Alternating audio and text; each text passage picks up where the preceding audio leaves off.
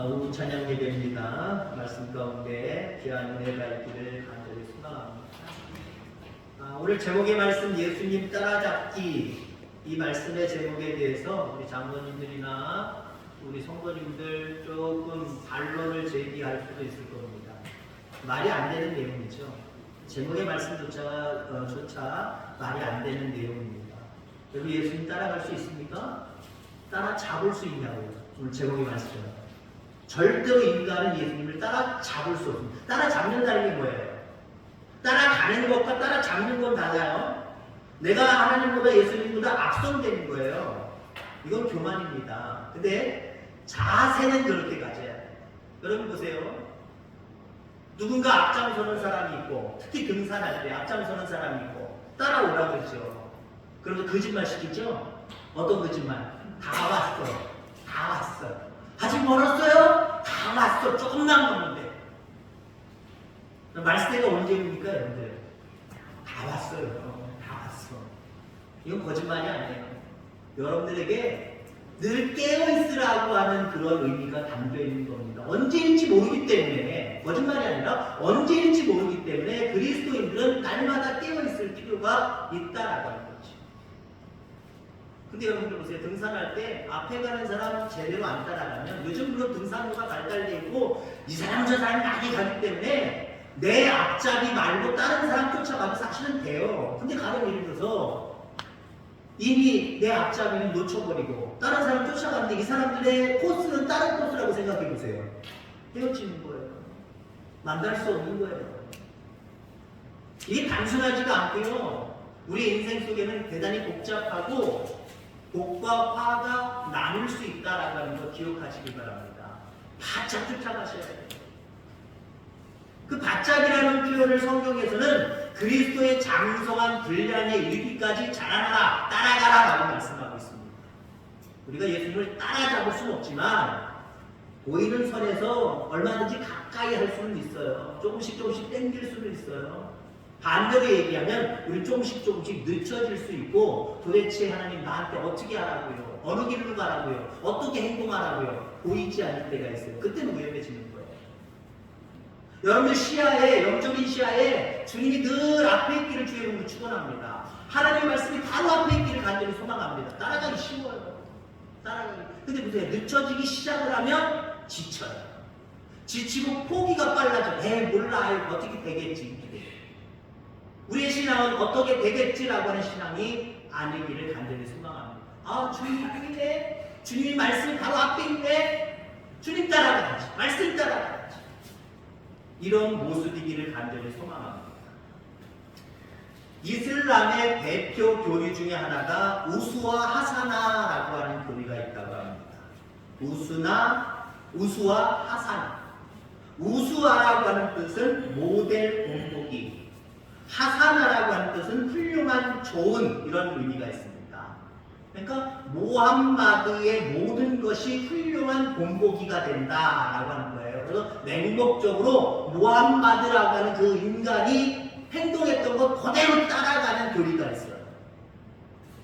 여러분 화장실 들어가실 때 오른발이 먼저 들어갑니까? 왼발이 먼저 들어갑니까? 안 헤아려 보셨죠? 그럼 내 마음대로잖아요. 나도 모르는 길에 그냥 우연하게 가는 거잖아요. 어떤 날은 오른쪽이 먼저 들어갈 수도 있고, 어떤 날은 왼쪽이 먼저 들어갈 수도 있고, 오른발잡이와 왼발잡이가 또 다를 수 있고요. 여러 가지 모습 가운데 다르다라는 거예요. 근데 여러분들, 이 모함마드를 따르는 이슬람 사람들은요, 화장실 들어갈 때 왼발부터 들어간답니다. 근거는요, 모함마드가 그렇게 했으니까. 모함마드가 그랬대요. 왼발부터 들어갔대요. 그러니까 우리의 정말 정신적인 교주인 그분이 왼발부터 들어갔으니까 우리도 왼발부터 들어가자. 그거였다는 거예요. 그러니까 목욕탕 들어갈 때 오른발부터 들어갑니까? 왼발부터 들어갑니까? 이 사람들은 오른발부터 들어간답니다. 목욕탕 들어갈 때 화장실에 가면 안 돼. 왜? 모함마드가 그렇게 했으니까. 주로 중동지방이죠. 그 중동지방의 사람들 이게 TV에 담겨서 나올 때 특징이 있죠. 이거 쓴 사람들이 있고요. 그 다음에 또 덕수도 간 사람. 수염을 막 기르잖아요. 여기까지 막 기르잖아요. 그 사람들 왜 기르는지 아십니까? 무함마드가 그렇게 했으니까. 그러니까 여러분들, 우상을 숭배하는 그 사람들도요, 자기들의 교주라고 할 수 있는, 자기들의 신이라고 할 수 있는 그 사람이 그렇게 했으니까 나도, 우리도 그렇게 하자. 우습지요. 우스워요. 우스우면서 한편으로는 우리가 그분을 삼아야 돼요. 살아계신 예수 그리스도를 따라가는데 우리는 어떤 목적을 가지고 그분을 따라가느냐라는 거죠. 그들은 맹목적으로 그냥 무함마드가 그렇게 했으니까 나도 그렇게 하지 않은데, 여러분, 우리 역시 주님이 그렇게 하셨다면, 주님이 그렇게 말씀하시면 나도 따라가겠나이다 라고 하는 자세가 있어지게 되기를 주의 이름으로 축원합니다. 우리의 목표는 예수님이어야 됩니다. 영원한 생명의 나라여야 됩니다. 그리고 그분을 따라잡으려고 하는 자세가 우리에게 필요하다라고 하는 거죠. 오늘 본문에 보면 예수님 따라잡기를 해야 할 때 반드시 기억해야 될 자세를 우리 본문을 통해서 배울 수가 있습니다. 예수님을 따라잡을 때, 예수님을 따라갈 때 우리가 어떤 자세로 따라가야 정말 예수님을 온전하게 따라갈 수 있느냐, 그 부분을 두 가지만 말씀드리고자 합니다. 우선 기도의 자세입니다. 기도가 최우선이다. 이 자세를 여러분들 갖게 되기를 주의 이름으로 축원합니다. 예수님을 한번 생각해 보세요. 예수님께서는 하나님 아버지와 대화하는 기도를 삶과 사역의 가장 중요한 요소로 두셨습니다. 예수님께서 기도할 때 자연스러우셨어요. 아예 습관으로 배어 있으셨습니다. 그래서 누가복음 22장 39절에 보면 예수께서 나아가사 습관을 따라 감람산에 가시네. 기도가 습관이 됐다니까요. 그럼 습관이라는 거 있잖아요. 여러분들에게 무슨 습관이 있습니까? 그 습관은요, 옆에서 뭐라고 해도 안 돼. 그것이 여러분들 연배, 지금까지 연세가 그 정도 들어왔을 동안 어떤 습관이 되어 있다고 한다면 더더군다나 안 돼. 뭐 지금 초등학교 다니는 애들도요, 어렸을 때부터 습관이 그렇게 들었으면 그 습관 고치기 힘들어요. 습관이라는 건 뭡니까? 좋은 습관도 있지만 특히 나쁜 습관. 나쁜 습관은 어때요? 나도 모르게 내 것이 되어버린 거예요. 한 몸이 되어버린 거예요. 뗄래야 뗄 수가 없어요. 잘 안 떼져요. 여러분들에게 기도하는 습관이 있기를 주의 이름으로 축원합니다. 자연스럽게 따라오는 삶의 태도, 습관, 이것이 주어질 때에, 이것이 완성될 때에 우리는 예수님을 온전히 따라갈 수 있다라고 하는 거죠. 어떤 분들은 기도가 일이 되는 분이 있어요. 일이에요, 일. 어떤 사람들은 기도가 짐이 되기도 합니다. 부담이 되기도 합니다. 물론 신앙이 자라는 과정 속에 있는 거예요. 이제 막 신앙생활하는 사람한테 대표기도 시키면 금방 실족해가지고 아마 나 교회 안 나가요 그럴 수도 있어요. 그러니까 그 과정을 저는 목회자나 교회에서는 어느 정도 인정해 줘야 되죠. 아직은 좀 미흡하니까 나중에 말씀을 듣다가 보면 믿음이 올라오고 습관을 따라 기도하는 좋은 성도로 성장하겠지. 근데 어느 정도 신앙의 열림이 있음에도 불구하고 기도가 부담되는 분들이 있어요. 참 쑥스럽고 창피한 이야기지만 어느 목회자들 자리에서 어떤 여자 목사님한테 목사님 기도해 주세요. 그랬더니 예배 전에 기도해 주세요 그랬더니 그 목사님이 말씀하신 내용이 아직도 제 귀에 생생히 들리는, 왜 나를 시켜? 나 못해 다른 목사님 시켜.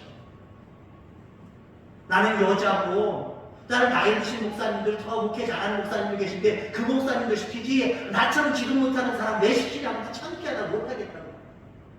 집사님이 그랬구나, 성도님이 그랬구나, 권사님이 그래서도 제가 조금 이해하게 되겠는데 제가 잘하는 그 여자 목사님이 싫다고 말씀을 하더라고요. 여러분 기도가 부담되지 않기를 주의 이름으로 축원합니다. 때로는 앞에 나와서 기도하는 건 부담이 될 수도 있어요. 제가 설교에 대한 부담이 있을까요 없을까요? 저를 보세요. 제가 설교에 대한 부담이 있을까요 없을까요? 있게 생겼어요 없게 생겼어요? 이때니까요. 오늘 한번 설교를 하니까 목사님 설교에 대한 부담 없나 보다. 아니요, 부담 많아요. 더군다나 성격이 급해서 하나님 나를 천천히 하게 도와주시옵소서 하는데 습관을 따라 또 빨라지기 시작해요.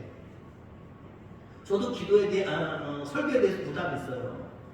아마 앞에서 나와서 기도하는 모든 분들이 부담은 있을 거예요. 그것도 물론 기도지만 그건 어쩌면 특별한 기도예요. 일상적인 생활 속에서 누가 봅니까 여러분들? 누가 압니까? 기도하시길 바랍니다. 습관을 따라 기도할 수 있기를 간절히 바랍니다. 그냥 저절로 되어지는, 나도 모르게 되어지는 그 기도가 우리 속에 있어야 된다라고 합니다. 기도는 대화입니다. 하나님과의 대화. 사람과의 관계 속에서도 대화가 아주 중요하지요. 인간관계가 거의 대화로 이루어진다 해도 과언이 아닙니다. 그 사람과 어떤 대화를 나누냐 하는 것을 보면 그 사람과의 관계를 알 수 있습니다. 그 사람과 또 얼마만큼의 시간을 들여서 대화하느냐에 따라서 그 사람과의 관계를 알 수 있습니다. 자, 우리 흔히 여자분들이 정말 친한 사람들끼리 모여서 깔깔거리고 호호거리고 한 대여섯 시간을 같이 대화를 하거나 통화를 하거나 직접 만나서 이야기를 합니다. 근데 이 사람은 너무 좋아서 다음에 또 만나고 싶고 자꾸 만나고 싶고 만나고 나서 남편이 뭐라고 그럴지 언전 내가 몰라 다 알아서 떼먹겠지 나 이 사람이 계속 얘기할래. 그래놓고 헤어질 때 하는 말이 있지요. 다음에 만나서 자세한 건 그때 하죠. 전화 한두 시간 해도 여자들 그렇잖아요. 남자들은 한두 시간 잘 못해요. 여자들 한두 시간 다 전화해놓고 그게 뭐예요? 남편이 뭐라고 막 그러면 그게 이제 귀찮고 눈치가 보이니까 자세한 건 나중에 얘기해. 친구들 사이에 그렇잖아요. 가까워지는 거예요. 그만큼 가깝다는 거예요. 친밀하다는 거예요. 어떤 사람 좀 사무적이에요. 이 사람이 전화 왜 왔지? 뭔 일 있나? 무슨 일 있어요? 아 그래요? 할 말 다 하셨어요? 알았어요. 빨리 끊으려고 해요. 그냥 사무적인 얘기만 듣고 싶은 얘기만 듣고 다 끝났나요? 라고 질문하고 다 끝났다면 이제 끊어요. 그때 어떤 부류의 사람은 그래요. 이 사람 전화가 왔네? 받아 말아. 에이 안 받을래. 안 받아. 그럼 어쩔 수 없이 받았거나 어쩔 수 없이 만나면 이 사람이랑 문제 헤어질래나 이렇게 많이 키고 빨리 끝나고 싶은데 그리고 다시는 또 만나고 싶지 않은 그 부류의 사람이 있다는 거예요. 그럼 하나님 앞에 기도할 때 이 세 부류 중에 어떤 부류입니까? 그렇게 열심으로 많은 시간을 들여서 기도해놓고 하나님 내일 또 기도할게요. 조금 이따 또 기도할게요. 조금 이따 대화 또 나눠요. 그런 부류입니까? 아니면 내가 할 말 다 하고 그냥 끝내버리고 아니면 아우 기도 힘들어 어려워 아우 기도가 뭐야 오늘 뭐 이렇게 기도해 지난번에 했는데 아이 몰라 그런 분입니다.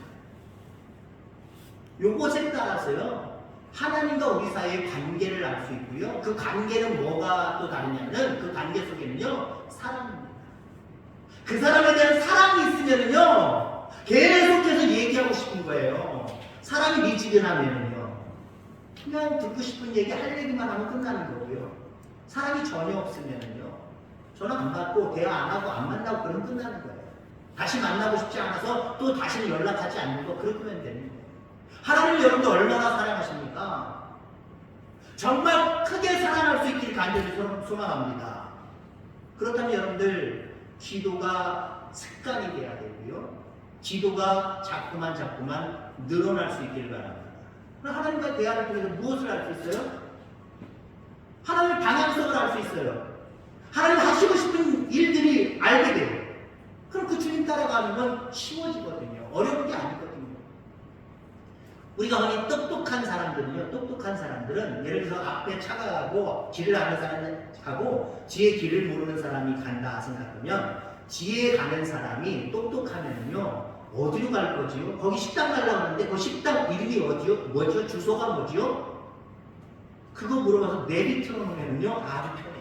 근데 모르는 사람 내가 따라갈게 따라와 쥐 가다가요 이게 앞에 인도하는 사람이 참 중요해요. 뒤에 오는 걸 자주 봐야 돼요. 예전에 우리 처갓집에 한 20년 30년 전 얘기인데 처갓집에 어르신 한 분이 돌아가셔서 서울 쪽에서부터 용인 쪽까지 그 묘지를 가는데 앞에 가는 차가요 뒤에 차 신경을 안 쓰더라고요.